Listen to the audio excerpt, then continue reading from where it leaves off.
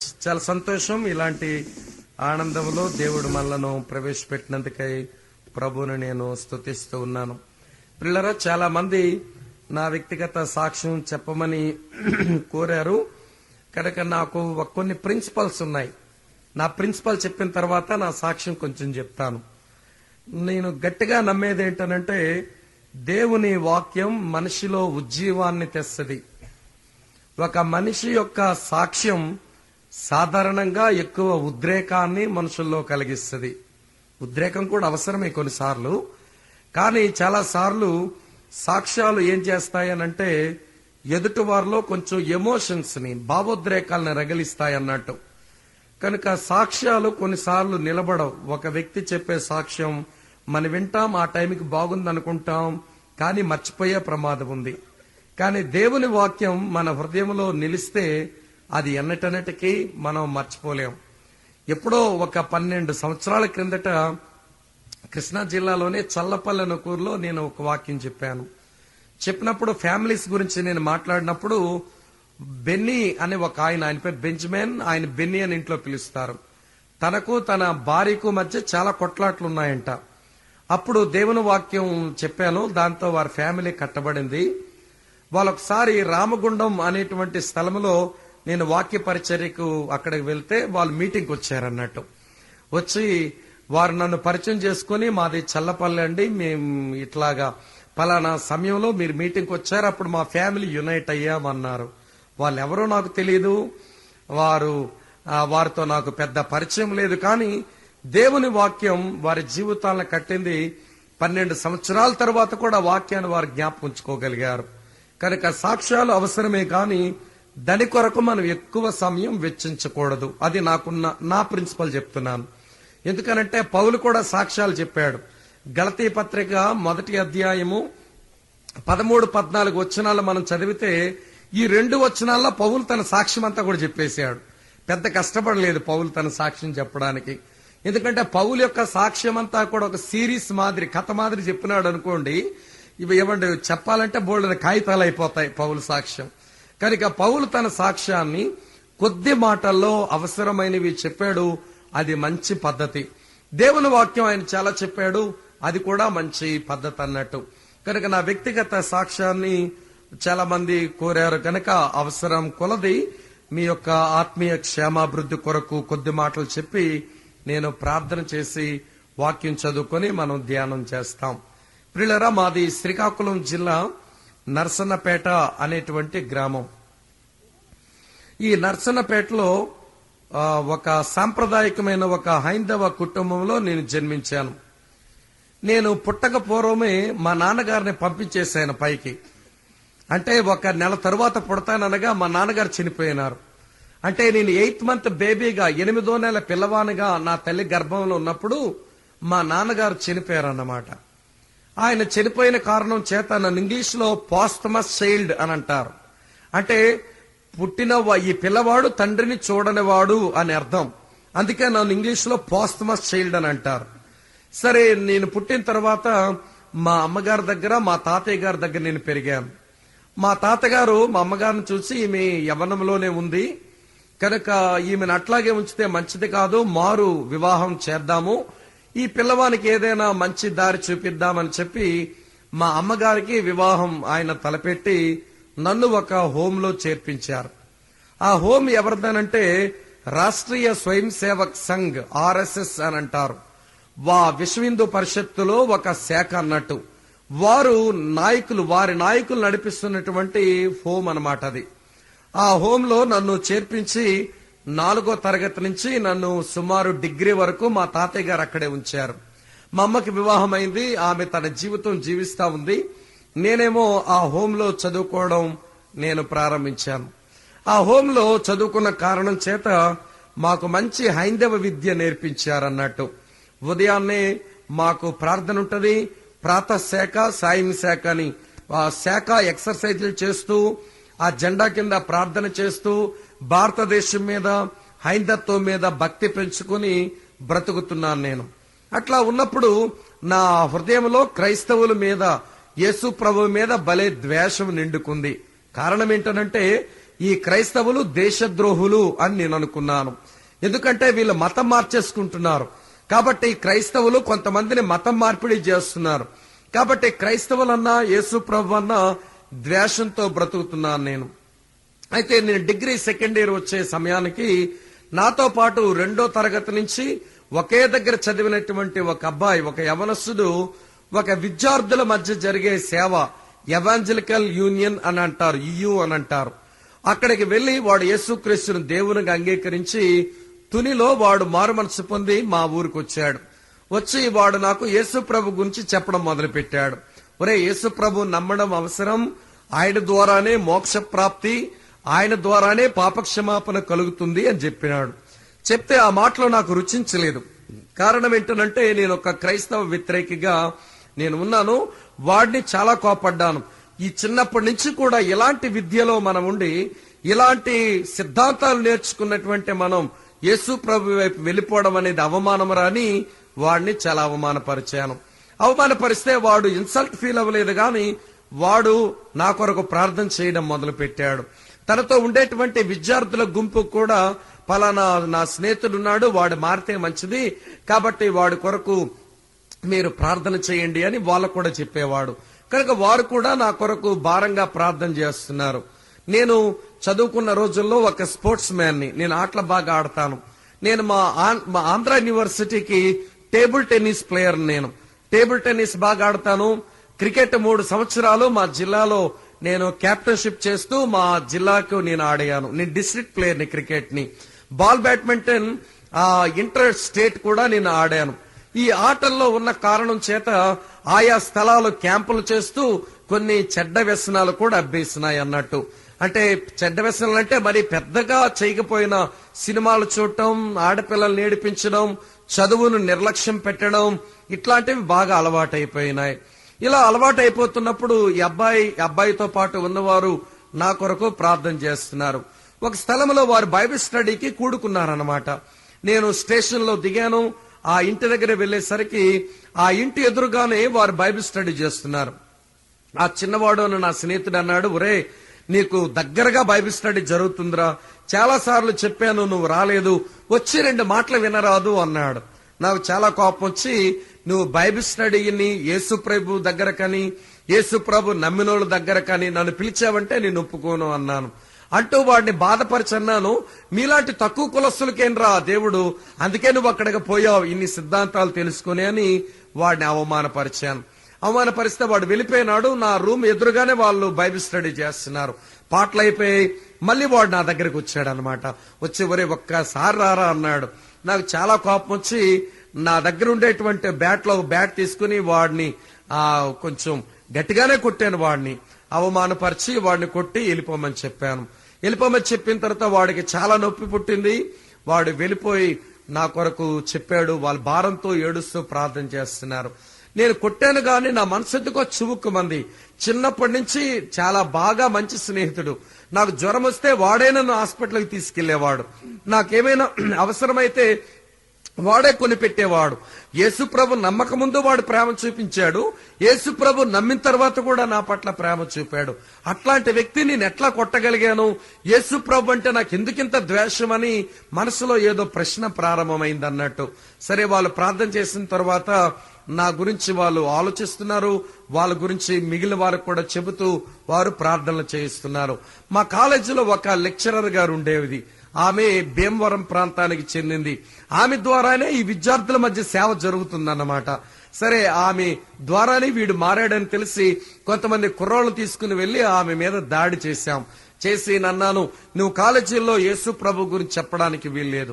College లెక్చరర్వి, నువ్వు పాఠాలు చెప్పాలి. నువ్వు కామర్స్ లెక్చరర్వి, నువ్వు కామర్స్ చెప్పాలి. అంతేగాని యేసు ప్రభు గురించి చెప్పడం మంచిది కాదు అని ఆమెకు వార్నింగ్ ఇస్తే ఆమె ఊరికే నవ్వుతూ ఆమె నన్ను విడిచిపెట్టి వెళ్ళిపోయిందన్నమాట. వెళ్ళిపోయిన తర్వాత నా కొరకు ఆవిడ ప్రార్థన చేయడం మొదలు పెట్టింది. నాకెంత కోపం అంటే ఆవిడ మీద మా వాళ్ళు ఒక పాంప్లెట్ రాశారన్నట్టు. ఆ పాంప్లెట్లు ఎట్లా ఉంటుందంటే, క్రైస్తవ బోధలు చేస్తున్న లెక్చర్ అమ్మా అని ఒక హెడ్డింగ్ పెట్టేసి దాని కింద ఆమె గురించి అసభ్యమైన మాటలన్నీ రాసి న్యూస్ పేపర్లో పెట్టి ఊరంతా పంచే ఏర్పాటు చేశారు. నేను కూడా దాంట్లో చురుగ్గా పనిచేసి ఈమెను ఎట్లయినా ఇన్సల్ట్ చేయాలని తెల్లవారుసరికే పేపర్లన్నీ ఇళ్లకి వెళ్ళిపోతాయి. అందరూ దాన్ని చదువుతారు, ఈమె గురించి అసహ్యంగా మాట్లాడుకుంటారు. కాలేజీకి కూడా రాదు, ఈమె ముఖం చూపలేదు అనుకున్నాను. సరే, ఉదయాన్నే పేపర్లన్నీ పంచాము. ఆ కాలేజీ గేట్ దగ్గర కుర్రోళ్ళని కూర్చోబెట్టి, ఒరే నేను స్తోత్రం అంటాను, మీరు హల్లెలూయా అనండ్రా అని చెప్పి కొంతమంది గుంపును ఆ చింత చెట్టు దగ్గర ఉంచి నేను కనిపెడుతున్నాను. లెక్చరర్ గారు వస్తా ఉంది. రాదనుకున్నాను, నేను సిగ్గుతో రాలేదేమో అనుకున్నాను. కానీ వస్తే ఇన్సల్ట్ చేద్దామని రెడీగా ఉన్నాం. సరే, ఆమె మామూలుగానే వచ్చింది. వాళ్ళ తమ్ముడేమో ఆమెను బండి మీద దింపేశాడు. ఆమె లోపలికి రాగానే నేను స్తోత్రం అందాం అనుకున్నాను. నా వైపు చూసి మామూలు క్యాజువల్ గా ఎప్పుడు చూసినట్టుగా చూసి అలాగే నవ్వింది ఆవిడ. నవ్వగానే నాకు అనిపించింది, ఈ క్రైస్తవులకు సిగ్గుండదా? ఇంత ఇన్సల్ట్ చేశాను ఈ రోజున, అయినా ఆవిడ అట్లాగే నవ్వుతూ పలకరిస్తుంది అంటే అనుకున్నాను. నేను స్తోత్రం అంటాను, హల్లెలూయా చెప్పండ్రా అని చెప్పిన మాట మర్చిపోయాను ఆవిడ నవ్వు చూసి. నాకెందుకో ఒకలాగా అనిపించింది అన్నట్టు ఆమె దగ్గరకు వచ్చి, నాకు తెలుసు, ఆవిడకి తెలుసు ఈ పని చేయించే దానిలో నేను ఉన్నానని, ప్రేమతో పలకరించి స్వామి బాగున్నావా అందన్నట్టు. దానితో నా లోపల పని ప్రారంభమవుతుంది. ఏమండి, మొదటిసారేమో వాడిని కొట్టినప్పుడు నా హృదయం చివుక్కుమంది. ఇప్పుడు ఈమె ఇన్సల్ట్ చేసిన తర్వాత ఆమె ప్రేమతో స్వామి బాగున్నావని పలకరించడం కూడా నా హృదయాన్ని కొంచెం గాయపరిచింది అన్నట్టు. అక్కడే కొద్ది రోజుల్లో ఒక ఎవాంజలిస్టిక్ రిట్రీట్ వాళ్ళు టెక్కలి అనే ఊర్లో పెట్టారు. ఒక సువార్త చెప్పేటువంటి కూడిక అన్నట్టు. ఆ కూడిక నన్ను పిలిచింది ఆమె. నేను రానండి, మీకెంత చెప్పినా మీరు వినరేంటని కోపగించుకున్నాను. నా స్టెప్ ఫాదర్ అంటే మా అమ్మని చేసుకున్న ఆయన ఆ డిగ్రీ కాలేజ్ ఆనుకునే గవర్నమెంట్ హాస్పిటల్ ఉంటుంది, హాస్పిటల్ ఆయన ఉద్యోగం చేస్తున్నారు. సో ఆయన దగ్గరికి వెళ్ళి మీ అబ్బాయిని పంపించండి, కొన్ని మంచి మాటలు నేర్చుకుంటాడు, వాడు చదువు సరిగా చదవడం లేదు, బాగా ఆటలు ఎక్కువైపోయి అని మా నాన్నగారి దగ్గరికి లేదు చెప్పింది. ఆయనంటే నాకు చాలా రెస్పెక్ట్. ఎందుకంటే తండ్రి లేకపోయినా ఆయన నాకు అవసరాలన్నీ ఆయన చూస్తూ ఉండేవాడు అన్నట్టు. మరి అంత గొప్ప వ్యక్తిని నేను ఎప్పుడు తృణీకరించను. ఈ రోజు కూడా ఆయన ముందు నిలబడి మాట్లాడడానికి నాకు భయమే.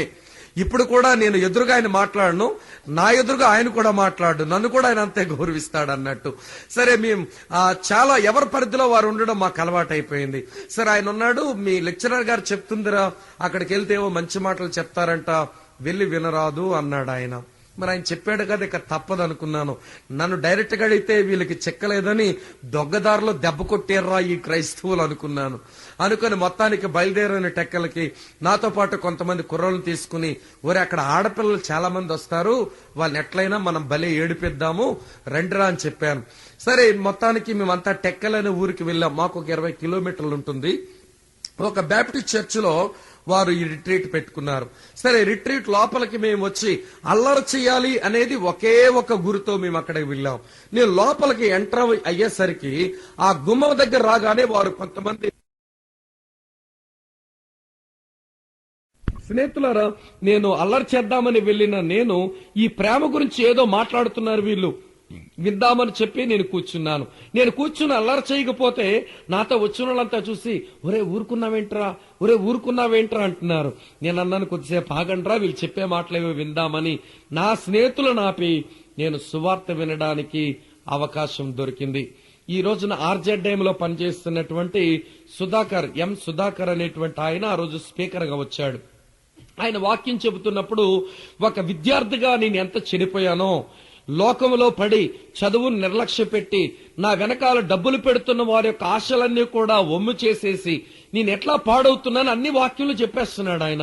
నేను అనుకున్నాను, ఈ జ్యోతి ఫెడ్రికో లేకపోతే చిన్నవాడు నా గురించి చెప్పేస్తుంటారు, ఆ మాట్లాడేవాడికి అన్ని నా గురించే చాలా కోపంగా చెప్తున్నాడు, మీటింగ్ అవనేడు సంగతి చూస్తాను అనుకున్నాను మనసులో. అనుకుని మీటింగ్ అయింది. ఆయన బయటికి రాగానే ఆయన కలిశాను. ఏమండి, నా గురించి ఎవరు మీతో చెప్పారు అన్నాను. ఆయన అన్నాడు, ఎవరు చెప్పలేదు తమ్ముడా అన్నాడు. ఈ తమ్ముడా అని పలకరించగానే మరికొంచెం హృదయం చివుక్కుమంది. ఆడిని కోపం గడిగితే తమ్ముడాని పలకరించేడేంట్రా బాబు అనిపించింది అన్నట్టు. అనిపించి, మీరు ఎవరు చెప్పలేదమ్మా, నా గురించే మీరు ఎందుకు మాట్లాడారు అంటే, నీ గురించి మాట్లాడే తమ్ముడు గురించి మాట్లాడాను. నువ్వు పాపివి, నీ పాప క్షమాపణ కొరకు యేసుక్రీస్తు నీకు అవసరమని కొంచెం సువార్త మాటలు వ్యక్తిగతంగా నాకు చెప్పాడు. నేను అన్నాను, రాష్ట్ర సేవక్ సంఘ్ బడిలో చదువుకున్న వ్యక్తిని, హోంలో నేను పెరిగాను. నాకుండేటువంటి హైందత్వ పద్ధతులు, నాకు ఇన్ని దేవుళ్ళు దేవతలు మతాలు మత గ్రంథాల గురించి మేము చదువుకున్నాం, యేసుక్రీస్తు అవసరం నాకు ఉంది అని నేను అనుకోవడం లేదు అన్నాను. ఆయన అన్నాడు, నువ్వు పొరపడుతున్నావు, నీకు ఆలోచించే మనసు ఉంటే నువ్వు ఖచ్చితంగా దేవుడు తెలుసుకుంటావు అని చెప్పి ఆయన కబురు పెట్టి ఒక నూతన నిబంధన గ్రంథాన్ని తెచ్చి నాకు అందించి, ఇది చదువు తమ్ముడు, నీకు యేసుక్రీస్తు అవసరం అని అనిపిస్తే నువ్వు యేసు ప్రభు నమ్ముదు గాని లేకపోతే వద్దు అని చెప్పాడు. సరే, నేను ఇంటికి వచ్చేసాను. ఇంటికి వచ్చిన తర్వాత వాళ్ళ గ్రంథాన్ని చదవడం మొదలు పెట్టాను. నాలో దేవుడు ఎంత ఆసక్తిని పెంచాడనంటే, నూతన నిబంధన గ్రంథాన్ని 3 నెలల్లో ఒకసారి చదివేశాను. 3 నెలల్లో ఒకసారి చదివేయడం అయిపోయింది. 27 పుస్తకాలు. ఒక్క మొక్క నాకు అర్థమై జావలేదు. అప్పుడు ఏంటిది అంత గందరగోళం అనిపించింది నాకు.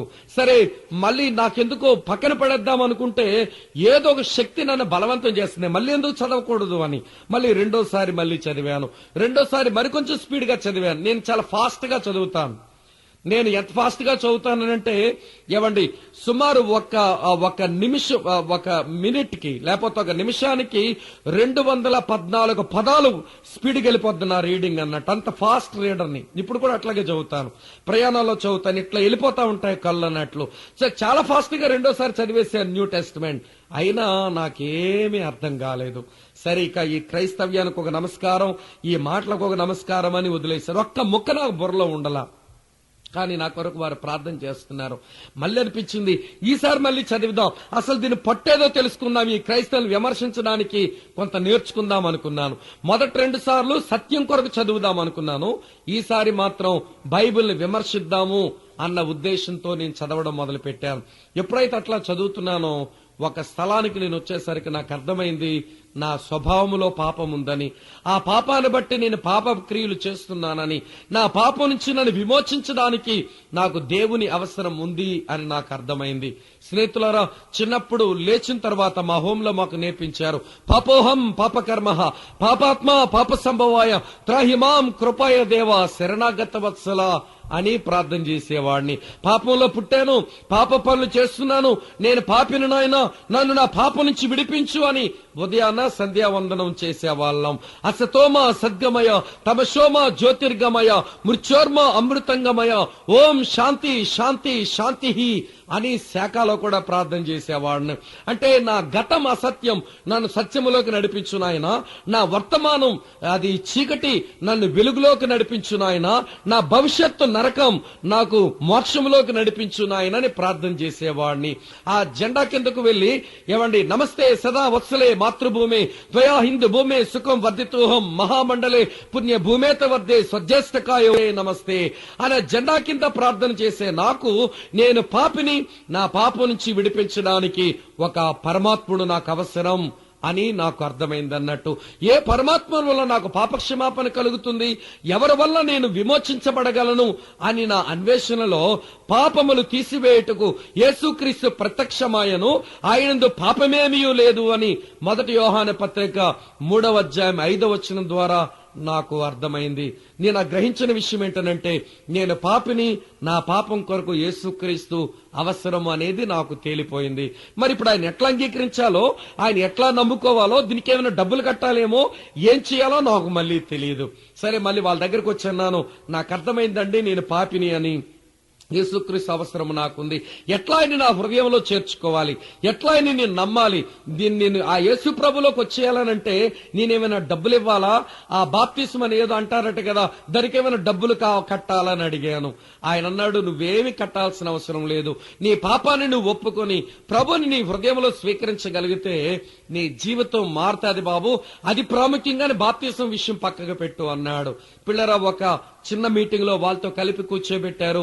నేను నా పాపాన్ని ఒప్పుకుంటూ నేను ప్రభువుని నా హృదయంలోనికి నేను ఆహ్వానించాను. ఎప్పుడైతే నా పాపాలు ఒప్పుకుంటూ ఉన్నానో స్నేహితులారా, నా హృదయంలో ఒక విధమైన తేలిక అనుభవం, నా గత పాపాలు క్షమించబడ్డాయని, ఆయన నా దేవుడయ్యాడన్నటువంటి ఆనందం నా హృదయంలోనికి వచ్చిందన్నట్టు. నేను మాటలు ఎందుకు చెప్తున్నానంటే, నా జబ్బు తగ్గించుకోవడానికి నేను యేసు ప్రభు దగ్గర రాలా, లేక యేసు ప్రభు నమ్మితే నాకేదో పైసలు వస్తాయి అని కూడా నేను యేసు ప్రభు దగ్గర రాలేదు. యేసు ప్రభు దేవుడైతే ఎందుకు దేవుడు ఆయన? దైవిక లక్షణాలు ఆయన లోపల ఉన్నాయా? నేను ఇంతకు మునుపు దేవుళ్ళు దేవతలు అనుకునే వాటిలో దైవిక లక్షణాలు లేవా అనేటువంటి బేరేజ్ వేసుకుని లేక కంపారిజన్ చూసుకుని యేసుక్రీస్తులో ఉండేటువంటి దైవిక లక్షణాలు, శాస్త్ర సమ్మతమైన లక్షణాలు, విశ్వాసానికి సరిపోయిన లక్షణాలు, నా క్రియాశీలక జీవితానికి సరిపోయిన లక్షణాలు యేసులో ఉన్నాయో లేదో ఆలోచించి ఆయన దైవత్వాన్ని బట్టి నేను అంగీకరించాను. ఎవండి, నా హృదయంలో గొప్ప శాంతి సమాధానం వచ్చింది. ఎప్పుడైతే ప్రభువుని అంగీకరించానో విశ్వాసంలో సాగుతూనే ఉన్నాను. ఒకరోజు మా నాన్నగారికి నా తర్వాత పుట్టిన ఆ పిల్లవాడు, ఆయనకి పుట్టిన పిల్లవాడు ఉన్నాడు. వాడికి నెమ్మదిగా సువార్త చెప్పి వాడు ఒక బైబిల్ స్టడీ తీసుకొచ్చాను. వాడు కూడా యేసు ప్రభుని నమ్మేశాడు. నమ్మేసి వాడు కూడా బైబిల్ చదవడం మొదలు పెట్టగానే నెమ్మదిగా మా చెల్లి ఉంది, దానికి కూడా సువార్త చెప్పడం మొదలు పెడుతున్నాను. నేను మొదలు పెట్టేసరికి మా నాన్నగారికి తెలిసి నా పిల్లల్ని కూడా క్రైస్తవ్యులు దించేస్తున్నావు, నేను చాలా రోజుల నుంచి గమనిస్తున్నాను, ఆ క్రైస్తవుల పుస్తకం చదువుతున్నావు, నువ్వు సిలోను స్టేషన్ పాటలేవో పాడుతున్నావు, నేను విన్నాను, అది నాకు నచ్చలేదు, యేసు ప్రభుని వదిలేయాలి అన్నాడు. నేనేమీ మాట్లాడలేదు మొదటిసారి. రెండోసారి మా తమ్ముడు ఒకసారి బైబిల్ చదువుతున్నాడు, రెడ్ బైబిల్, గిడియన్స్ బైబిల్ చదువుతుంటే ఆయనకి ఎంత కోపం వచ్చిందో ఆ బైబిల్ తీసేసి కాలవలో పెట్టి కాల్తీలో తొక్కేసి వాడిని ఫుట్బాల్ ఆడినట్లుగా ఆడాడు. అది నాకు కొంచెం బాధ అనిపించింది. అరే, నా వల్లే కదా వాడు ప్రభువులోకి వచ్చాడు, ఇప్పుడు ఇన్ని తన్నులు తింటున్నాడు వీడు అని నన్ను కొట్టలేక ఆయన కొడుతున్నాడు అనమాట ఆయన. అది చాలా బాధ అనిపించింది. బాధ అనిపించి నేను బాధపడుతుంటే కోపంతో రుసరుసలాడుతూ వచ్చాడు. నువ్వు యేసు ప్రభు కావాలి అని అనుకుంటే నువ్వు నా ఇంట్లో ఉండడానికి వీల్లేదు, యేసు ప్రభు వద్దు అనుకుంటేనే నా ఇంట్లో ఉండు అన్నాడు. అంటే ఆయన ఉద్దేశం ఏంటనంటే నేను యేసు ప్రభునన్నా వదులుకుంటాను గాని ఈ ఇంటిని నేను వదులుకోలేను అని ఆయన అభిప్రాయం.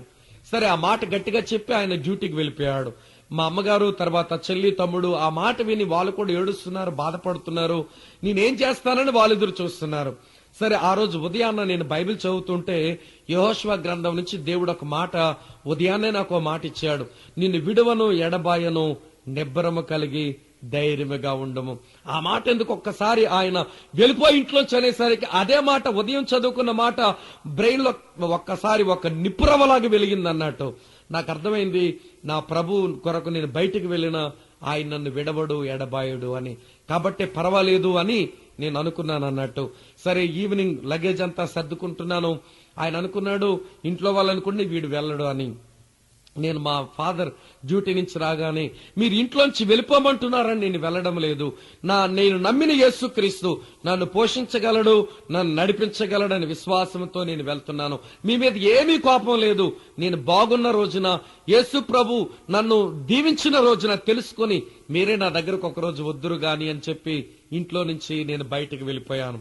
పిల్లల, యేసుక్రీస్తు నమ్మిన తర్వాత ఒక చిన్న బ్రీఫ్ కేసుతో నా బట్టలతో, కొద్ది పైసలతో, ఇంట్లో ఎక్కువ పైసలు నాకు అన్ని ఉన్నాయి, ఎవడితప్పుడు ఇచ్చేవాళ్ళు అన్నట్టు, నా పేరిటప్పుడు కొంత భూమి కూడా ఉండేది అన్నట్టు.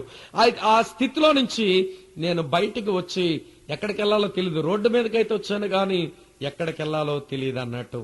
సరే, నాకు జ్ఞాపకం వచ్చింది, విజయనగరంలో నాకు ఫ్రెండ్ ఉన్నాడు. సరే, ఆ ఫ్రెండ్ దగ్గరికి వెళ్దాం, వాడి దగ్గరికి ఏదైనా పని చూపించమందాం, ఎక్కడైనా పని చేసుకుని ప్రభు కొర బ్రతుకుదామని నేను విజయనగరం వచ్చి ఆయన అడిగాను, ఎక్కడైనా ఏదైనా పెట్టరా అని. ఇవ్వండి, ఆయనేమో వాళ్ళ పాస్టర్ గారి దగ్గర తీసుకుని వెళ్తే ఆ పాస్టర్ గారు అన్నారు, మరి నా ప్రింటింగ్ ప్రెస్ లో నా మ్యాగజైన్ వర్క్ అంతా కూడా నువ్వు చెయ్యాలి అన్నాడు. ఖచ్చితంగా చేస్తానండి అన్నాను. అయితే నీకు రూమ్ ఇస్తాను, 110 రూపాయలు జీతం ఇస్తానన్నాడు. నేను యేసు ప్రభువులోకి వచ్చిన తర్వాత నా కాళ్ళ మీద నిలబడి దేవుని కొరకు బ్రతకడానికి నా స్టార్టింగ్ శాలరీ, నా మొదటి జీతం 110 రూపాయలు. 110 రూపాయలతో యాత్ర మొదలు పెట్టాను. స్నేహితుల, 110 రూపాయలు సరిపోయేవి కాదు నాకు అస్సలు. కానీ అంటే అంతవరకు జులాయిగా ఇష్టం వచ్చినట్టు ఖర్చు పెట్టాను. ఒరే, సినిమాకి వెళ్ళాలంటే ఇట్లా పాకెట్లో తీసి ఇచ్చే మనిషిని. ఎవరే ఇది కొనాలనిపిస్తుందా, తినాలనిపిస్తుందంటే రండిరా అని చెప్పి స్నేహితులందరూ పెట్టి ఎవడ ఎంత తినాలంటే తినండిరా అని చెప్పి చివరిలో డబ్బులు కట్టేవాడిని. ఇప్పుడు నా పరిస్థితి ఎక్కడికి వచ్చిందంటే 110 రూపాయలకి బ్రతికే జీవితం వచ్చింది. 110 రూపాయలు సరిపోయేది కాదు. అందులోనే బట్టల సోప్, అందులోనే ఒంటికి సోప్, నూనెలు, అలాగనే రైస్ కొనుక్కోవాలి, మిగిలిన వస్తువులు కొనుక్కోవాలి, వంట చేసుకోవడానికి కిరోసిన్ స్టవ్ కి కిరోసిన్ కూడా కొనుక్కోవాలి. పైసలు సరిపోయేవి కాదు. నేను ఎట్లాంటి పని చేశానంటే ఇక లాభం లేదు, ఇవన్నీ కొనుక్కుంటే అవ్వదని చెప్పి ఒకే ఒక పని, నో కూర నో చారు. కూర లేదు, చారు లేదు. ఒకే పని చేయడం మొదలు పెడదామని రైస్ మాత్రం కొనుక్కునేవాడిని. ఆ స్టవ్ మీద వెలిగించి ఆ అన్నం ఉడికించిన తర్వాత గెంజి మార్చుకుంటే గెంజితోనే అట్లా పెట్టేసి దాంట్లో కొంచెం ఉప్పు వేసి రోజు భోజనం చేయడం మొదలు పెట్టాను. నా ఉదయం టిఫిన్ గెంజన్నం, మధ్యాహ్నం టిఫిన్ గింజన్నం, రాత్రి డిన్నర్ గింజన్నం. అది నా యొక్క ప్యాటర్న్. స్నేహితు, అప్పుడప్పుడు నోటి కొంచెం కారం తగిలితే బాగుండునేమో అనిపించింది. అప్పుడు నాకు భలే ఐడియా వచ్చింది. కారం కూర వండుకోవాలంటే అవ్వదు గనక కారం కొంచెం ఒక ప్యాకెట్ తో కొనుక్కొని ఆ కారంలో కొంచెం నూనె కలుపుకొని తిందాము. అప్పుడు అట్లా నోట్లో పెట్టుకుంటే కొంచెం ఏదో కారం తగిలినట్టు ఉంటది అనుకున్నాను. కానీ ఆ నూనె కొనుక్కుంటే మళ్ళీ పైసలు అవుతాయి. ఉత్తి కారం ప్యాకెట్ కొనుక్కొని ఈ గంజినే కొంచెం ఆ కారం మీద వేసి ఇట్లా కలుపుకొని ఇట్లా నోట్లో పెట్టుకుంటే ఏదో సంతోషంగా ఉండేది అన్నట్టు. ఎవరైనా ఒక పూట భోజనానికి పిలిస్తే ఒక పండగ రోజు అన్నట్టుండేది నాకు. ఎవరింట్లోనే పెళ్ళైతే, మా చర్చలో కార్యక్రమాలైతే ఆ పూట ఒక మంచి భోజనం దొరుకుతుంది అంటే చాలా సంతోషంగా వెళ్ళిపోయేవాడిని అన్నట్టు. ఎందుకంటే ఆ రోజు ఏం దొరుకుతుంది? కూర, చారు, సాంబారు అన్ని దొరుకుతాయి అన్నట్టు.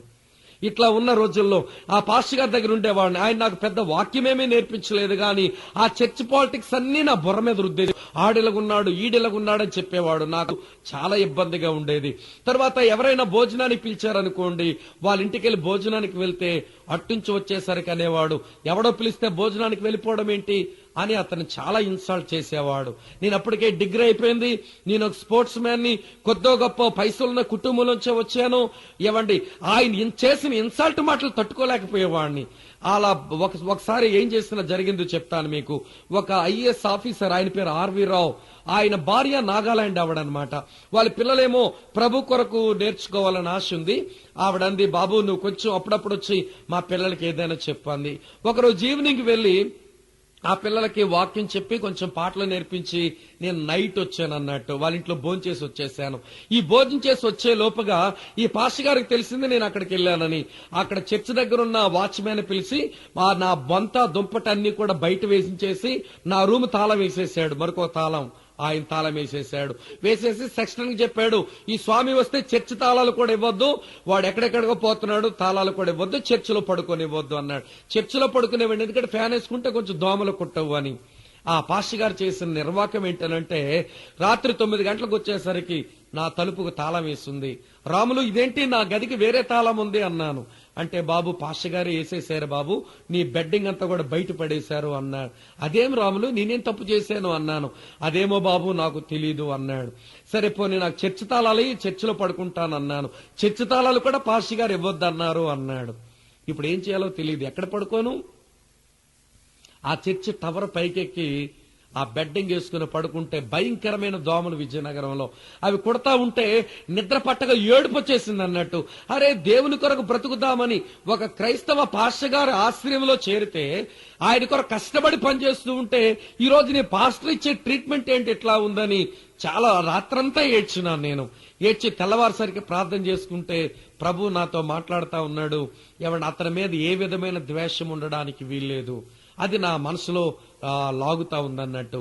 అది లాగుతున్న తెల్లవారుసరికి నేను మామూలుగా నేను బెడ్డింగ్ దించి 7 గంటలకు అట్లాగే కూర్చున్నాను. ఆయన 6కే లేస్తాడు, గమనిస్తున్నాడు నన్ను, అలాగే కూర్చున్నాను. ఏం చేయాలో తెలియదు. 7 గంటలకు వచ్చి తాళాలు ఇచ్చి ఇగో అనబోతున్నాడు. నేనే వందనాల పాస్టర్ గారు అని నవ్వుతూ పలకరించాను. అది ఆయనకు అర్థం కాలేదు. ఇదేంట్రా బాబు, వీడు కోపంతో ఉంటాడు అనుకుంటే ఇట్లా చేశాడని. సరే తాళం ఇచ్చాడు. సరే నా గదిలోకి వెళ్ళాను. పిల్లలు ఆ దినాలు బ్రతికిన ఆ 2.5 సంవత్సరాలు ఆయన దగ్గర ఒక మాటలో చెప్పాలనంటే మనసుకు నెమ్మది లేదు, ఆత్మలో పెద్ద ఆనందం లేదు, శారీరకంగా నలిపి పడేశాడు అన్నట్టు ఆయన. ఆ టైంలో ప్రభు మహాకృప చేత వరల్డ్ విజన్ ఆఫ్ ఇండియాలో ఉద్యోగం చేయడానికి దేవుడు మార్గాలు తెరిచాడు. ఒక సహోదరుని వలన నేను వరల్డ్ విజన్ ఆఫ్ ఇండియాకు వెళ్ళిపోయాను. వెళ్ళిపోయిన తర్వాత నేను ప్రాజెక్ట్ మేనేజర్ గా జాబ్ చేస్తా ఉన్నాను. నా వివాహం కొరకు ఆలోచిస్తున్నారు. అప్పుడప్పుడు మా నాన్నగారు, మా ఇంటి వారు కొంచెం కమ్యూనికేషన్ పెరుగుతా ఉంది మా మధ్య. సరే నా వివాహం కొరకు ఆలోచించినప్పుడు యేసుక్రీస్తుని ఎరిగిన అమ్మాయిని నేను పెండ్లి చేసుకుంటాను, ఏవండి, కట్నం నేను తీసుకోను, ఈ రెండు నా యొక్క రూల్స్ అన్నట్టు. మీరు నా పెళ్లికి వస్తే రండి, లేకపోతే రాకపోండి. యేసు ప్రభు కొరకు మిమ్మల్ని వదిలిపెట్టుకుని నేను బయటకు వచ్చాను. ఇప్పుడు నా వల్ల కట్నం తీసుకుంటానంటే నేను పెళ్లి చేసుకోను. రెండవది, నేను యేసు ప్రభు నమ్మిన అమ్మాయి కాకుండా పెద్ద పెద్ద సంబంధాలు రావచ్చు, నేను చేసుకోను అని చెప్తే మా నాన్నగారు నీ ఇష్టం ఏమన్నా చేసుకో అని వదిలేశారు ఆయన.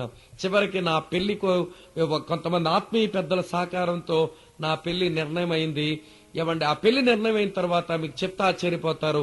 ఏవండి, సాయంత్రం ప్రధానం నా ఇంట్లో నుంచి ఒక్కరు నా ప్రధానానికి రాలా. ప్రధానం సామాన్లన్నీ వీలి సహాయం తీసుకుని, ఆడవాళ్ళ సహాయం తీసుకుని అమ్మాయి ఇంటికి తీసుకుని వెళ్ళాను. ఆ పాస్టర్ గారు వచ్చి ఏదో ప్రార్థన చేశారు. అందరూ అడగడమే, ఏంటి మీ వాళ్ళు ఎవరు రాలేదా మీ పెళ్లికి అని. నేను ఏం చెప్పాలో తెలియదు. నా ఇంట్లో నుంచి ఒక్క వ్యక్తి రాలేదు నా ప్రధానానికి. ఎందుకంటే యేసు ప్రభుని నమ్మిన అమ్మాయిని చేసుకున్నాను అని, కట్నం ఏమీ లేకుండా నేను చేసుకున్నాను అని. కట్నం తీసుకుంటే నేను ఏమి దేవుని బిడ్డను, అది నా కన్విక్షన్. ఏమంటే మారు మనసు లేని అమ్మాయిని చేసుకుంటే నేను ప్రభు కొరకు నేను ఎలా సాగుతాను, అది నా కన్విక్షన్. ఆ కారణం చేత నేను కట్టుబడిన వాక్యానికి వారు వ్యతిరేకమై ఎవరూ రాలేదు. రేపు పెళ్లికి కూడా వస్తారో రారో నాకు అనుమానంగానే ఉంది. సో ఈవినింగ్ ప్రధానం అయిపోయింది, తెల్లవారితే పెళ్లి అన్నట్టు. ఒక విషయం చెప్పనా, మిమ్మల్ని ప్రోత్సహించడానికి చెప్తున్నాను. నా పెళ్లికి సామాన్లన్నీ నేనే బజారు పోయి కొనుక్కున్నాను. తెల్లవారితే పెళ్లి, తెల్లుల్లిపాయ తొక్కలన్నీ నేనే ఒలుచుకున్నాను. అల్లం నేనే గీక్కున్నా, ఉల్లిపాయలన్నీ నేనే తరుక్కుని కూర్చున్నాను. 2-3 బ్రదర్స్ సాయం చేసినారు. మొత్తం అంతా తెల్లవారి 3 గంటల వరకు పనిచేసి 4 గంటలకు ఒక బ్రదర్ను లేపి చికెన్ తెప్పించడానికి ఆయన పంపించి వంటవాని కొరకు అన్ని సిద్ధం చేసుకున్నాను. అవి చేస్తున్నప్పుడు మనసంతా భారంగా ఉండేది. అరే, ఇంత మంచి ఫ్యామిలీ వెనకాల ఉండి, ఇంతమంది ఉండి నా పెళ్లికి ఒక్కడు కూడా రాలేదేంటి నా ఫ్యామిలీలో అన్న బాధ లోపల ఉండేది. ప్రభు అంటున్నాడు, నేను నీతో ఉన్నాను కదా, ఎవరు లేకపోయినా నీకేంటి అనిపించేది. మరోవైపు సంతోషంగా పని చేసుకుంటున్నాను. ఆశ్చర్యం ఏంటో తెలుసండి, 10 గంటలకు పెళ్లి. 10 గంటలకు పెళ్లికి నేను కుర్చీ మీద కూర్చోడానికి వెళ్లే ముందు 9:45 వరకు వంటల దగ్గర ఉండి పని చేసుకున్నాను. తర్వాత బట్టలు వేసుకుని పెళ్లి దగ్గర కూర్చున్నాను. మనసంతా డిస్టర్బ్ గా ఉంది. నా వాళ్ళు ఎవరు రాలేదు. నా ఎంప్లాయీస్ వచ్చారు, తెలిసిన క్రిస్టియన్ ఫ్రెండ్స్ వచ్చారు, అమ్మాయి తాలూకు వాళ్ళు అందరూ వచ్చారు. నేను చూస్తా ఉన్నాను వెనక్కి, ఇంటి వాళ్ళు ఎవరైనా వస్తారేమోనని. ఒక్కరు కనబడడం లేదు. కరెక్ట్ గా 9:45 గంటకి భోజనాల టైంకి వాళ్ళు కనబడ్డారు. నాకు కనబడి కనీసం దగ్గర కూడా రావడానికి ఇష్టపడలేదు, పలకరించడానికి కూడా వారు ఇష్టపడలేదు. అది బాధ అనిపించింది. సరే, వాళ్ళని కలిశాము. అంటే వాళ్ళని మా కంకణాలు కట్టుకోకుండా చేశావు, పెళ్లి మా కంకణాలు కట్టుకోవాలి, కంకణాలు కట్టుకోలేదు మేము. మా కట్నం రావాలి, కట్నం రాకుండా చేశావు. ఈ చర్చిలో పెళ్లి చేసుకున్నావు, ఇది ఏం పెళ్లి, ఇదేంటి ఒక మొదనష్ట పెళ్లి అన్నట్టుగా తిట్టినారనమాట. సరే, ఆ పెళ్లి అయిపోయిన తర్వాత స్నేహితులారా, ఇక జీవితం వివాహమైన తర్వాత మరొక దశ ప్రారంభమైంది అన్నట్టు. వీటన్నిటిలో ఒక్క విషయం చెప్పాలనుకుంటున్నాను. నా ప్రభు ఆ రోజు నుంచి ఈ రోజు వరకు ఎన్నడూ నన్ను విడిచిపెట్టలేదు. ఒక్క రోజు కూడా నా ప్రభు నన్ను విడిచిపెట్టాడు అనేది నా జీవితంలో లేదు. నా ప్రభు సన్నిధిని అనుభవిస్తూనే ఉన్నాను. బంధువులు వదిలేశారు. అసలు పుట్టక ముందే తండ్రిని పోగొట్టుకున్నాను. ఏదో పుట్టిన తర్వాత వీళ్ళంతా నా వేళ అనుకుని వారి ప్రేమను పొందుతున్న నేను సడన్ గా ప్రభుని నమ్మిన తర్వాత వాళ్ళు కూడా దూరం అయిపోయినారు. ఒకలాంటి ఒంటరి యాత్ర ప్రారంభమైంది. నా భార్య మా నాన్నగారితో మా అమ్మగారితో కొంచెం సంబంధం పెంచుకొని ఆమె క్యారెక్టర్ను చూసిన తర్వాత, ఆమె ప్రేమను చూసిన తర్వాత మా అమ్మ నాన్న దగ్గరయ్యారు. తర్వాత మా చెల్లి మారు మనసు పొందింది. ఆమెకు క్రిస్టియన్ మ్యారేజ్ చేశాం. మా తమ్ముడికి క్రిస్టియన్ మ్యారేజ్ మేము చేశాం. మా అమ్మగారు ప్రభువుని అంగీకరించారు. మా నాన్నగారు చాలా స్ట్రాంగ్ అన్నట్టు. అంటే అతనికి స్వనీతి ఎక్కువ. ఆయన దగ్గర ఉన్న నీతి మరి ఎవరి దగ్గర కనబడదు. ఎవరికి అన్యాయం చేయడు. ఎవరైనా బాధలు ఉన్నారంటే సాయం చేస్తాడు. ఆయన దగ్గర ఉన్న నైతిక విలువలు క్రైస్తవుల దగ్గర ఉండవేమో. ఆయన సినిమా కూడా చూడడం. క్రైస్తవులైనా సినిమాలకు పోతారేమో కానీ ఆయన సినిమా కూడా చూడడు. ఒక కిల్లి కూడా వేయడు. స్మోకింగ్ హ్యాబిట్ లేదు, డ్రింకింగ్ హ్యాబిట్ లేదు. అందుకే అతను మారు మనసు పొందడానికి ఇవన్నీ ఆటంకం అయిపోయి, ఆయన స్వనీతి వల్ల నేను బాగున్నాను, అవసరం ఉండేవాడికి సాయం చేస్తున్నాను, కనుక చచ్చిపోతే నేను పరలోకం పోతానని స్వనీతిలో ఉండే ఆయనకు ఈ మధ్య వెన్నుపోసలు నొప్పి వచ్చింది అన్నట్టు. మా ఇంట్లో తెచ్చి 15 రోజులు ఉంచాం. ఆ నొప్పిలో యేసయ్య పాటలు వినడం, దేవుని గురించి నమ్మడం. ఈ మధ్య నా భార్యతో అన్నాడు, ఈస్టర్కు నేను బాప్తీసం తీసుకోబోతున్నాను. ఈ మధ్యలో జరిగిన విషయం. ఇంకా ఆయన మారలేదు సుమా. ఇప్పుడు ఈస్టర్కేమో నేను ప్రభువుని నమ్ముతున్నాను, ఈస్టర్కి నేను బాప్తీసం తీసుకుంటానని మొన్న ఈ లాస్ట్ ఒక 10 రోజుల క్రిందట ఆయన మాట ఇచ్చారన్నట్టు. సో ఏది ఏమైనా ప్రభు ఇంట్లో పరిస్థితులను మార్చాడు. నేను ఉద్యోగంలో సాగుతూ ఉన్నాను. 1994 సంవత్సరంలో నన్ను సేవకు ప్రభు పిలిచాడు. కొంతమంది యవనస్తులు పెద్దవాళ్ళు ఉన్నారు కనుక మిమ్మల్ని ప్రోత్సహించడం కొరకని కొంచెం ఎక్కువ మాటలు చెప్తున్నాను. నా మాటలు గమనించండి. నేను జాబ్ చేస్తూ ఉన్నాను. నా స్టేజ్ కొంచెం పెరిగింది వరల్డ్ విజన్ లో. ఏమండి, వరల్డ్ విజన్ లో పనిచేసే వాళ్ళకి నా గురించి తెలుసు. నేను ఇంటర్నల్ ఆడిటర్ గా సెలెక్ట్ అయ్యాను. నన్ను ఆడిటర్ గా తీసుకోవడానికి పరిస్థితులు రెడీ అయిపోయాయి. ఇంటర్నల్ ఆడిటర్ అంటే 3 స్టేట్లకు బాస్ అన్నమాట వాడు. నాకు ఇంటర్వ్యూ అయిపోయింది, ఎగ్జామినేషన్ అయిపోయింది, నేను రెడీగా ఉన్నాను ప్రమోషన్ కొరకు. అట్లాంటి టైంలో దేవుడు తన వాక్యంలోంచి తన సేవ కొరకు పిలుస్తున్నాడు. నా భార్య ప్రతి శనివారం నా దగ్గరికి వచ్చేస్తుంది. ఆదివారం ఇద్దరం కలిసి సండే సర్వీస్ కి వెళ్తాం. మళ్ళీ సోమవారం తన డ్యూటీకి వెళ్తుంది, నా డ్యూటీకి నేను వైజాగ్ లో ఉండేవాడిని. సరే శనివారం వచ్చింది. ఆమెతో చెప్పాను, సుజాత ప్రభు నాతో మాట్లాడుతూ ఉన్నాడు, నేను ఫుల్ టైం మినిస్ట్రీకి వచ్చే పరిస్థితి ఉంది అన్నాను. ఆమె ఏమందంటే, ప్రభు మిమ్మల్ని పిలిస్తే మీరు ఏమీ మోమాట పడకుండా మీరు జాబ్ వదిలిపెట్టేసి రండి, దేవుని సేవ చేద్దురు అంది. సరే, నా భార్య వైపు నుంచి అంగీకారం వచ్చింది, వాక్యం వైపు నుంచి నాకు నడిపింపు ఉంది, హృదయంలో దేవుని సేవ చేయాలని ఉంది, అన్ని బాగున్నాయి. సరే పద ఆఫీస్కి వెళ్దామని చెప్పి నా అకౌంటెంట్ ని పిలిచి మొత్తం అంతా కూడా నా రెసిగ్నేషన్ లెటర్ అంతా టైప్ చేయించి అన్ని కవర్ లో పెట్టాను. మా యొక్క మేనేజర్ కి, మా స్టేట్ మేనేజర్ కి పంపించాలా లెటర్. సరే అవన్నీ పెట్టేసి రూమ్ లోకి వచ్చి అన్నాను, సుజాత రేపు ఎలాగా ఆదివారం కదా, రేపు ఆరాధనకి వెళ్దాం. దేవుడు సేవ గురించి ఏమైనా మాట్లాడితే వర్షిప్ లో నేను సోమవారమే ఈ రెసిగ్నేషన్ లెటర్ ఇస్తాను, లేకపోతే ఒక 2 సంవత్సరాలు ఉద్యోగం చేసుకుంటాను, మంచి ప్రమోషన్ ఎదురుగా నాకు కనబడుతుంది అన్నాను. ఆవిడ కొంచెం ఒళ్ళు మండింది. ఇదేమి 2 మనసులండి మీకు? మీరే చెప్పారు ప్రభు సేవకు పిలుస్తున్నాడని, మీరే రెసిగ్నేషన్ లెటర్ టైప్ చేయించారు, ఇప్పుడు తీరా చూస్తే మీరు ఇలా మాట్లాడడం నాకు నచ్చలేదు అంది. సరే, నీకు నచ్చినా నచ్చకపోయినా నా నిర్ణయం ఇలాగ అనుకుంటున్నాను, మరి రేపు ఆరాధనలో దేవుడు నాతో మాట్లాడేలాగా నువ్వు నా కొరకు ప్రార్థన చేయి అన్నాను. రాత్రి ఫ్యామిలీ ప్రేయర్ చేసుకున్నాం. ఆ కాలనీలో ఉండే వాళ్ళు క్రిస్టియన్ ఫ్యామిలీస్ 4-5 కుటుంబాలు ఉన్నాయి. అందరికీ విషయం చెప్పాను, ప్రేయర్ చేయమన్నాం. ఆ ఈవినింగ్ రాత్రి ఫ్యామిలీ ప్రేయర్ లో. ఉదయం ఆరాధనకి వెళ్ళాం. మేము వెళ్తున్న చర్చిలో గెస్ట్ స్పీకర్ ఒక ఆయన వచ్చాడు. ఆయన పేరు జాన్ గెర్బర్, ఆస్ట్రేలియా నుంచి వచ్చాడనమాట. సరే, మేమంతా ఆరాధనలోకి కూర్చున్నాం.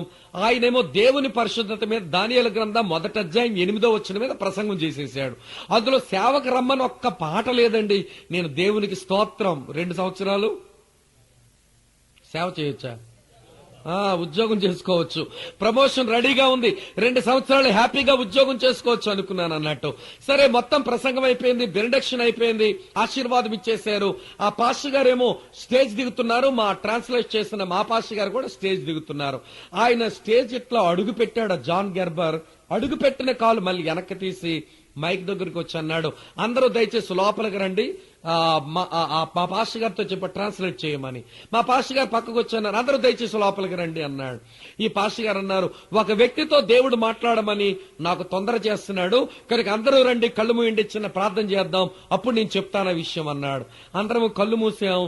కళ్ళు మూయగానే నాకు అర్థమైంది, ఈరోజు నాకేదో తగిలేలాగుందిరా బాబు అనుకున్నాను. నాకెందుకో లోపల క్రియ ప్రారంభమైంది. సరే, ప్రార్థన అయిపోయిన తర్వాత నేను ఇటువైపు నిల్చున్నాను, పురుషులు ఇటువైపు ఉంటారు మా చర్చిలో. ఇలా పిలిచి రండి మీరు అన్నాడు. ప్లీజ్ కమ్ హియర్ అంటున్నాడు ఆస్ట్రేలియన్. అతను వాస్తవంగా ఇలాంటి పెంతెకోస్తు పాస్టర్ కాదు, ప్రవచనాలు అలాంటివి చెప్పేవాడు కాదు, ఒక బ్యాప్టిస్ట్ పాస్టర్ అతను. కానీ అతను ఎందుకో ప్రేరేపించబడు, ఆయన లైఫ్ లో ఎప్పుడూ అలాంటి అనుభవం కలగలేదట, అది ఫస్ట్ టైం. ఆయన అంటున్నాడు, నేను బలవంతం చేయబడుతున్నా, నీతో మాట్లాడాలి, రా అంటున్నాడు. నేను అనుకున్నా, నన్నేనా వెనకాల చూస్తున్నాను. ఆయన అంటాడు, నిన్నే రా అన్నాడు. అంటే నేను ముందుకు నడిచి వచ్చాను. అప్పుడే నాకు ఏడుపు వచ్చేస్తా ఉంది. స్నేహితుల ముందుకు రాగానే 3 ప్రశ్నలు వేశాడు.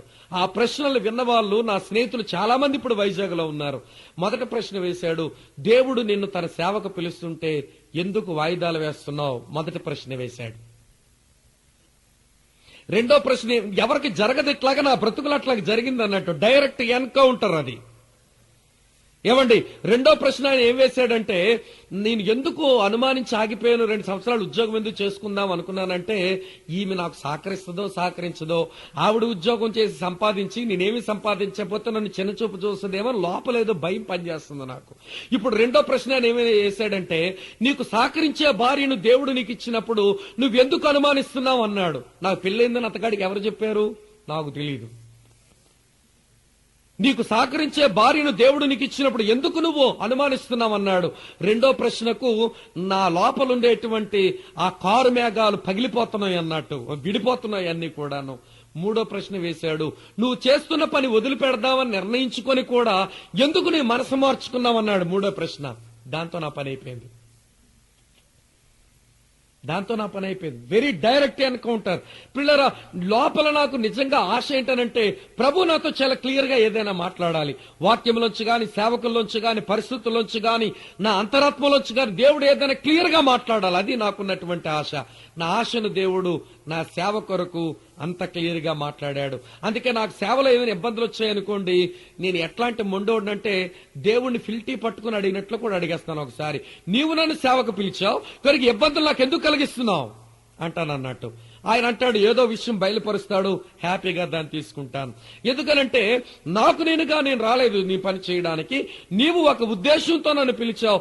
ఈ సేవలో ఉన్నప్పుడు నాకు ఇబ్బంది కలిగితే నా ఇబ్బందులు తీర్చవలసిన బాధ్యత ఎవరిది? మీరు ఇక్కడ ఉన్నారా? మీరంతా నీదే అని దేవుని మీద మోపే అవకాశం, అలాంటి విశ్వాసం దేవుడు ఆయన కృపను బట్టి నాకు అనుగ్రహించాడు. అలాగే సేవకు వచ్చాను. వచ్చిన తర్వాత సేవకు రాకముందంతా మా చుట్టూన్న పాస్టర్ గారు అన్నారు, బాబు నువ్వు సేవకు రావాలి బాబు అన్నారు. నేను దశమ భాగాలు ఇచ్చినప్పుడు ఏమండి, వాళ్ళకి అవసరాలు ఉన్నప్పుడు నేను కారులో వెళ్లి వాళ్ళ పరిచయకు సహాయం చేసేవాడిని. వాళ్ళకి అవసరం అంటే చాలా పైసలు ఇచ్చేవాడిని.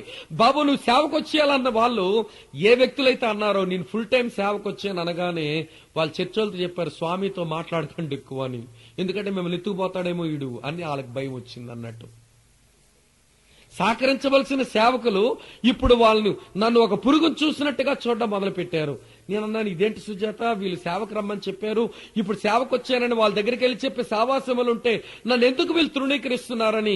అది 1 సంవత్సరం నాకు రెస్ట్లెస్ చేసేసింది అన్నట్టు, నెమ్మది లేకుండా చేసేసింది. సరే, నా భార్య అంది, ఎవరు లేకపోతే లేకపోయారు, మనమే ఏదో ఒక స్థలంలో ఆరాధించుకుందామని ఆమె చెప్పింది. మా మొట్టమొదటి ఆరాధన స్థలం ఒక మామిడి చెట్టు. ఒక మామిడి చెట్టు కింద కూర్చునే వాళ్ళం. మా చర్చికి పాస్టర్ గారు, నేను, నాకున్న విశ్వాసి నా భార్య. ఏమండి, నాకు దశమ భాగం ఇచ్చేది ఆవిడే. నా సేవా ఖర్చులంతటా కూడా ఆమె వేసిన కానుకే. నేనేదో పావలో పరకో వేసేవాడిని, దాంతో నేను సేవ మొదలు పెట్టాను అన్నట్టు. బుడితి అనే ప్రాంతం, ఎక్కడైతే రాష్ట్రీయ స్వయం సేవక సంఘ వాళ్ళు ఎక్కువగా ఉన్నారో వారి మధ్య దేవుని పని చేయడానికి ఆ గ్రామానికి దేవుడు పంపించాడు. నేను వెళ్లేసరికి ముగ్గురు క్రైస్తవులు. ఒక ఆయనేమో కొంచెం నామినల్ క్రిస్టియన్, ఒక ఆయనేమో క్రైస్తవుడు అంటేనే అవమానమేమో అతనికి. అట్లాంటి మహానుభావుడు ఒక ఆయన, అతని భార్య ఒక ఆమె. సరే, ఈ ముగ్గురుతో నెమ్మదిగా దేవుని వాక్యం చెప్పి సువార్త చెప్పి దేవుని పని ప్రారంభించాను. ఇది 1996లో సేవంగా నేను పని ప్రారంభించినాం. ఎలా ప్రారంభించేసరికి బైబిల్ స్టడీ చేస్తున్నాం, సువార్త చేస్తున్నాను, ఇల్లు తిరుగుతున్నాను. పిల్లరా, 98వ సంవత్సరం వచ్చేసరికి మాకు ముగ్గురుతో ప్రారంభమైన మా సంఖ్య 2 సంవత్సరాలే, 96 నుంచి 98కి వచ్చేసరికి సుమారు 175-200 మంది ఆరాధన కూడుకునే వాళ్ళు, ఒక పశువుల సాల్లో కూడుకునే వాళ్ళం. ఇంతమంది ప్రభు కొరకు ఈ జనమున్నారా ఈ ప్రాంతాలు అనిపించింది. మాకు మందిరం కావాలి అని ఆలోచన వచ్చి మళ్ళీ ప్రార్థన చేయడం మొదలు పెట్టాం. ఆ ఊర్లో క్రైస్తవుల చర్చ్ కొరకు స్థలం ఇవ్వాలని వారికి ఆశ లేనే లేదు. వీళ్ళకి ఆశ లేకపోయినా ఎంత డబ్బన్నా గాని చర్చకి నేను స్థలం కొంటాను అని ప్రార్థన చేసి పని మొదలు పెట్టామన్నట్టు. మొదలు పెట్టేసరికి ఊరు బయట అక్కడేమో సెంటు సుమారుగా ఉంటే 400 రూపాయల కంటే ఎక్కువ లేదు ఆ స్థలం. కానీ ఆ రోజుల్లో 98వ సంవత్సరంలో కానీ మేము కొంటామనేసరికి సెంటు 1400 రూపాయలు చేశారు. ఆ స్థలాన్ని 1000 రూపాయలు పెంచారు. దాని మీద కొంటే కొనండి లేకపోతే మానేయండి అన్నాడు. ఇంతకంటే స్థలం దొరకదేమో అని చెప్పి ఆ స్థలం కొనడానికి ప్రార్థన చేసుకుని సుమారు 68 సెంట్లు చర్చ్ కొరకు కొనడానికి, మాకప్పుడు ఇల్లు లేదు, వాకిలి లేదు. ఏమండి, నా ప్రభు మందిరం కొరకు 68 సెంట్లు స్థలం కొన్నాను. దేవుని పని చేద్దాం. మందిరం కడదాం అనుకున్నాం. ఈ స్థలం కొనడానికే ₹1,00,000 పైన అయిపోయింది. ఇప్పుడు మందిరం కట్టాలంటే ఎక్కడ డబ్బులు వస్తాయి? మా చర్చిలు ఉండే వాళ్ళంతా కూడా రైతు కూలీలు అన్నట్టు, అడ్డుకుండా రమ్మలే, అందరూ కూడా రైతు కూలీలే. కాబట్టి వాళ్ళేమి పైసలు ఇవ్వలేరు. ఇప్పుడు ఎట్లా చేసేస్తారు బ్రదర్ మీరు చర్చ్ అంటున్నారు. కొంతమంది ఎల్డర్ బ్రదర్స్ ఉన్నారు, ఎట్లా కడతారు మీరు చర్చ్ అన్నారు. నాకు తెలియదు. ఆయన చెప్పాడు, ఆయన పంపించాడు. పని చేయడం మనం మొదలు పెడదాం, మిగిలిన పని ఆయన చేస్తాడు. స్నేహితుల పని ప్రారంభిద్దామని ప్రార్థన చేస్తున్నాం. నాకు తెలిసిన ఒక స్నేహితుడు ఉన్నాడు. ఆయనకు కొన్ని విషయాల్లో వాళ్ళ ఫ్యామిలీ విషయంలో నేను చాలా సహాయపడ్డాను. అది జరిగి చాలా రోజులైంది. ఒక ఫ్యామిలీ రిట్రీట్ లో నేను వాక్యం చెప్పాను. ఉద్యోగం చేస్తున్నప్పుడు ఆయన ఫ్యామిలీ కొంచెం సెట్ అయింది అన్నట్టు ప్రకాశం జిల్లాలో. సో ఇంటికి వచ్చే వరకు ఆ డ్రాఫ్ట్స్ నేను చూడలేదు. ఇంటికి వచ్చి కవర్ తీసి డ్రాఫ్ట్ చూస్తే అందులో ఏమండి ₹60,000 చెక్ ఒకటి ఉంది, ₹30,000 చెక్ ఒకటి ఉంది. ఏమండి మొత్తం ఎంత అయిందండి? 90 అయింది. మరొక ₹25,000 మరొక డ్రాఫ్ట్ ఉంది. మొత్తం సుమారు ఎంత ఇచ్చినట్టు ఆయన? 115 అంటే ₹1,15,000 ఒక్క వ్యక్తి ఇచ్చాడు. దాంతో పని ప్రారంభించాను. మరొక ఫ్రెండ్ ఉన్నాడు నాకు, ఆయన పేరు కార్ల్ జాన్సన్. ఆయన మంచి దైవజనుడు. ఆయన నేను ఇద్దరం కలిసి చాలా స్థలాల్లో స్పీకర్స్ ఉన్నాం జాబ్ చేస్తున్నప్పుడు కూడా. ఆయనకి ఏంటనంటే ఆయన ఫారినర్, అమెరికన్. ఆయనకి ఏదో ఒకటి స్వామికి చేయాలి. ఓల్డ్ మ్యాన్ ఆయన, అప్పటికే 87 సంవత్సరాల ముసలివాడు, మంచి దైవజనుడు అనమాట. సో ఆయన అన్నాడు, స్వామి నీ పరిచయ కొరకు ఏదో చేయాలనుకున్నాను, ఇక ఇండియాకు రాలేను, ముసలివాడిని అయిపోయానని చెప్పి ఆయన ఇండియాకు వచ్చినప్పుడు నన్ను వైజాగ్ లో తాజ్ హోటల్లో నన్ను కలిసి నీ కొరకు ఈ చెక్స్ అని చెప్పి నా చేతికి ఇచ్చాడు. అదంతా కలిపితే ₹2,20,000 ఒక వ్యక్తి ఇచ్చిందే. ఒక వ్యక్తి ₹1,15,000 ఇచ్చాడు, మరో వ్యక్తి ₹2,20,000 ఇచ్చాడు. ఇక పని చేయడానికి నాకేమీ భయం రాలా. నెమ్మదిగా పని ప్రారంభించాం. ఈ రోజు మా చర్చ్ అలా కట్టడం, కన్స్ట్రక్షన్ అట్లా చూస్తే, ఎందుకంటే మా చర్చ్ ఉన్న చుట్టుపక్కల 59 గ్రామాల్లో వేరొక డినామినేషన్ లేదు, వేరొక చర్చ్ కూడా లేదు, ఇప్పటికీ కూడా లేదు. 59 విలేజెస్ చుట్టూ 59 గ్రామాలు ఉన్నాయి. ఒక చర్చ్ లేదు, ఒక పాస్టర్ లేడు, వేరొక డినామినేషన్ లేదు, క్యాథలిక్లు లేరు, ప్రొటెస్టెంట్లు అంతకంటే లేరు. కనుక చర్చ్ ఇక్కడ ఉంది అంటే దాన్ని గౌరవించేలా కట్టాలి. ఈ మనుషులందరూ చర్చ్ అంటే ఎట్లా ఉంటది అని దాన్ని గౌరవించేలాగా చేయాలనేది నా హృదయంలో పడిపోయింది. కనుక గ్రాండ్ గానే చర్చ్ కట్టడానికి ప్రభు సహాయం చేశారు. మొత్తం చర్చ్ కన్స్ట్రక్షన్ కి 8 లక్షల పైన ఖర్చు పెట్టడానికి దేవుడు సహాయం చేశాడు. ఏమీ తక్కువ చేయలేదు. ఏమండి, ఈ రోజున మా చర్చ్ నుంచి మా ఫెలోషిప్ అన్ని ముక్కలు చేశాను, మనుషులు ఎక్కువైపోతున్నారని. ఈ రోజున చర్చిలో మా ఫెలోషిప్ లో ఉన్న విశ్వాసులందరూ కలుసుకుంటే ఈ రోజున 600 మంది పైగా ఉంటాం అన్నట్టు. అప్పుడప్పుడు లవ్ ఫీస్ట్ కి మేమందరం ఒక దగ్గర కలుసుకుంటాం ఆరాధనకి. మొన్న క్రిస్మస్ రోజున లవ్ ఫీస్ట్ కలుసుకుంటే మొత్తం అంతా లెక్క పెడితే మాకు ఉన్న పిల్లలు 250 మంది పిల్లలు. పెద్దోళ్ళ సంగతి వదిలేయండి, పెద్దవాళ్ళకి మళ్ళీ లెక్క వేస్తే ఏమండి 900 ఆకులు తెచ్చినారు భోజనానికి. 900 ఆకుల్లో ఒక ఆకు మిగలలేదు అన్నట్టు. 900 మంది విశ్వాసులను దేవుడు కలిపాడు ఈ కొద్ది కాలంలో. కారణం ఏంటనంటే ఏమండి కొంతమంది దేవుని కొరకు నిలబడ్డారన్నట్టు. మా చర్చిలో ఒక మాట ప్రభు మహిమ కొరకు చెప్తున్నాను. ఈ రోజు కొంచెం చల్లారేరు గాని సువార్త ఒక రోజు చెప్పకుండా నిద్రపోయే వాళ్ళు కాదు. ఒక మనిషి మరొక మనిషికి ఒక రోజైనా సువార్త చెప్పకుండా వాళ్ళు రాత్రి భోజనం చేసి పడుకునేవాళ్ళు. అట్లాంటి మంటతో ఉండేవాళ్ళు అన్నట్లు. ఆ కారణం చేతనే చర్చ్ పెరిగింది. ఈ రోజున మా చర్చ్ నుంచి కర్మేలు ప్రార్థనా సావాసం మా చర్చ్ పేరు. చర్చ్ నుంచి వచ్చిన పైసలతోనే ఒక చిన్న బైబిల్ స్కూల్, ఆ చర్చ్ నుంచి వచ్చిన పైసలతోనే కర్మేలు సందేశాలు అనేటువంటి మంత్లీ మ్యాగజైన్ మెయింటైన్ చేస్తూ ఉన్నాము. అదే కర్మేలు ప్రార్థనా సావాసం నుంచి ఈ రోజున మాకు 16 బ్రాంచులు ఉన్నాయి. 16 మంది సేవకులకు ప్రతి నెల నేను పోషిస్తూ ఉంటాను. ఎక్కడి నుంచి వస్తాయండి డబ్బులు అని అడగండి. ఏమండి, దొరల దగ్గర నుంచి తీసుకోను. రెండవది ఏంటనంటే ఎవరో ఇస్తారు అని పని చేయడం లేదు. దేవుడు కొంతమంది బ్రదర్స్ ఇచ్చాడు, వారిని ప్రోత్సహించడానికి, వారిని పోషించడానికి. ఒక్కొక్క సేవకుడికి కొంత ఫ్యామిలీ అయితే ₹1,200 ఇస్తా వాళ్ళకి. మీరు సేవ చేయండి, డబ్బుల కొరకు మీరు ఆలోచించొద్దు. మీ జీవనోపాధికి డబ్బులు వాడండి, ప్రభు కొరకు మీరు పరిగెత్తాలి. నా పొట్ట కొరకు నేను ఏం చేయాలని నేర్చుకుంటూ కూర్చోవద్దు. మీరు మీ పొట్ట కొరకు నేను ఆంధ్ర కాదు భారతదేశం అంతా తిరుగుతా, మిమ్మల్ని పోషించడానికి నేను డబ్బులు సంపాదిస్తా. ఎక్కడెక్కడ ఇలా మాట్లాడుతుంటాను, వాళ్ళు ఇచ్చే పైసలన్నీ మా సేవకుల యొక్క సహకారానికి ఆ పైసలన్నీ కూడా దాచిపెట్టి నెల అయ్యేసరికి ఒక ఆశ్చర్యం ఏంటంటే, నాతో ఈ బ్రదర్స్ ని నా దగ్గర నుంచి వాళ్ళ ట్రైనింగ్ చేసి వాళ్ళ సేవకు పంపించిన తర్వాత ఈ రోజు వరకు కూడా 5వ తారీఖు దాటకుండా ప్రతి నెల ఏ సేవకుడికి ఇవ్వాల్సిన సహకారం ఆ 5వ తారీఖు దాటకుండానే ఇస్తాను. ఫ్యామిలీ ఉంటే వాళ్ళకి 1100 రూపాయలు, ఇంటద్దె 400 ఇస్తా. మొత్తం ఎంత అయింది? 1500 రూపాయలు ఇస్తాను ఫ్యామిలీలో ఉండే వాళ్ళకి. బ్యాచులర్ అయితే వాళ్ళకి ఖర్చులకేమో 800 రూపాయలు ఇస్తా, వాళ్ళ ఇంటద్దెకి 200 రూపాయలు ఇస్తా, 1000 రూపాయలు ఇస్తా. ఇవ్వండి, ఇప్పుడు సుమారుగా 16 మంది సేవకులను పోషించడానికి సుమారు నాకు 30,000 రూపాయల పైన అవసరం అవుతాయి. దేవుడు సమృద్ధిగానే ఇస్తున్నాడు. నేను ఎప్పుడు లోటులో లేను ఆయన కృప వలన. అది చెప్పడానికి సంతోషిస్తున్నాను. ఈ మాటలను ఎందుకు చెప్తున్నానంటే, దేవుని కొరకు నువ్వు నిలబడడానికి ఇష్టపడితే దేవుడు నీ కొరకు నిలబడతాడు.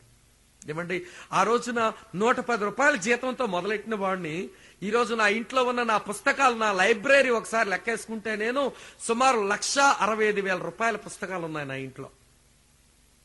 1,65,000 రూపాయల పుస్తకాలు ఉన్నాయి. బైబిల్ గురించినటువంటి విషయాలు, కామెంటరీస్, డిక్షనరీస్. ఏమంటే ఇంట్లో కంప్యూటర్ ఒకటి ఉంది. నేను ఎప్పుడు మీటింగ్లకు వస్తే నేను చదువుకోవడానికి నా వెనకాల కంప్యూటర్ మోసుకుని వస్తాను, ల్యాప్టాప్ మోసుకుని వస్తాను. ఈ ల్యాప్టాప్ ఒక 40,000, ఇంట్లో ఉన్న కంప్యూటర్ ఒక 30,000. నాతోనే వస్తుంది ఒక 40,000 రూపాయల కంప్యూటర్. ఏ ఊరు మీటింగ్ వెళ్తా, ఊరు మీటింగ్. ఎక్కడి నుంచి వచ్చినాయి డబ్బులు? అది నేను చెప్పలేను. నా ప్రభు వేరు వేరు మార్గాల గుండా ఇస్తూ ఉంటాడు ఆయన పరిచర్య కొరకు. ప్రభు, నా పరిచర్యకి ఇది కావాలి అని నేను ప్రార్థన చేశాను అనంటే దేవుడు తన సమయంలో ఖచ్చితంగా అది నా చేతిలో పెడుతున్నాడు అనేది ప్రభు సన్నిధిలో నిలబడి ధైర్యంగా మీకు సాక్ష్యం ఇస్తున్నాను. నా విషయంలో నా దేవుడు ఎట్లా ఉన్నాడో నీ విషయంలో కూడా అట్లాగే ఉండేవాడు. ఆయనకి పక్షపాతము లేదు, కానీ మనం ఆయన అనుభవించడం లేదు అని మనం అర్థం చేసుకుని ఆయన్ని అనుభవిద్దాం, ఆయన ద్వారా కార్యాలు చేద్దాం. విలియం కేర్ ఒక మాట అన్నాడు, దేవుని దగ్గర నుంచి గొప్ప వాటిని ఆశించు, దేవుని కొరకు గొప్ప కార్యాలు తలపెట్టు. దేవుని కొరకు గొప్ప వాటిని ఆశించు, దేవుని కొరకు గొప్ప కార్యాలు తలపెట్టు. ఆ స్లోగన్ మన బ్రతుకుల్లో ఇంకనిద్దాం. మనం దేవుని కొరకు బ్రతుకుతాం. ఇవ్వండి, దేవుడు అట్లా నన్ను బలపరిచి రక్షించి సేవలో ఉంచాడు. నేను ఒకే ఒక స్లోగన్తో బ్రతుకుతున్నాను. నా లైఫ్ లో నా మోటో ఏంటంటే బ్యాక్ టు ద బైబిల్. నాకు అవకాశం దొరికితే దేవుని వాక్యాన్ని చెప్పి వాక్యం వైపు తిరగండి అని చెప్తాను. ఏవండి, అది నాకున్న మోటో. నేను చచ్చే వరకు దేవుని వాక్యం వైపు కొంతమందినైనా తిప్పి దేవుని వాక్యం పట్ల ప్రేమ కలిగించేలాగా చేయగలిగితే నా జీవితం ధన్యమైనట్టే అని నేను అనుకుంటున్నాను. అది నా జీవిత లక్ష్యం. దేవుని వాక్యాన్ని ప్రేమించే కొంతమంది మనుషులను సిద్ధం చేయాలి అని. కనుక స్నేహితులారా, నా కొరకు పరిచర్య కొరకు మీరు ప్రార్థించండి. ఈ మాటలు ఇవన్నీ నా గొప్ప కొరకో లేక నేను అర్చించడానికి చెప్పడం లేదు. నా పట్ల నా ప్రభు ఎలా నమ్మకంగా ఉన్నాడో మీ పట్ల నమ్మకంగా ఉండేవాడు. యవనస్తులారు, మీ పెళ్లిల్లో నిలబడండి. కట్నాలకు ఆశించి లేకపోతే ఇవ్వండి వేరొక మారు మనసు లేని అమ్మాయిని చేసుకుని మీ జీవితానికి తెప్పలు తెచ్చుకోకండి. ప్రభు కొరకు నిలబడండి. ఇవ్వండి, మారు మనసు పొందిన అమ్మాయిని చేసుకోవడానికి నిలబడండి. కట్నాలకు ఆశించి మీరు అమ్ముడుపోకండి. ఇవ్వండి, వరకట్నాన్ని బైబిల్ అంగీకరించడం లేదు. బైబిల్ ప్రభు దాన్ని అంగీకరించడు. కనుక నీ కట్నం కాదు ప్రాముఖ్యం, గుణవతి అయిన భార్య నీకు దొరకడం అది నీ భాగ్యం. మంచి భార్యను సంపాదించుకో, దేవుని పద్ధతిలో భార్యను సంపాదించుకోండి. చెల్లులారా, దేవుని పద్ధతిలో భర్తలు సంపాదించుకోండి. తప్పుడు దారులు బోల్డ్ అని ఉంటాయి భార్యాభర్తలు సంపాదించుకునే విధానాలు. కనుక ప్రభు కొరకు నమ్మకంగా బ్రతుకుదాం. దేవుడు మనల్ని ఖచ్చితంగా ఆశీర్వదిస్తాడు.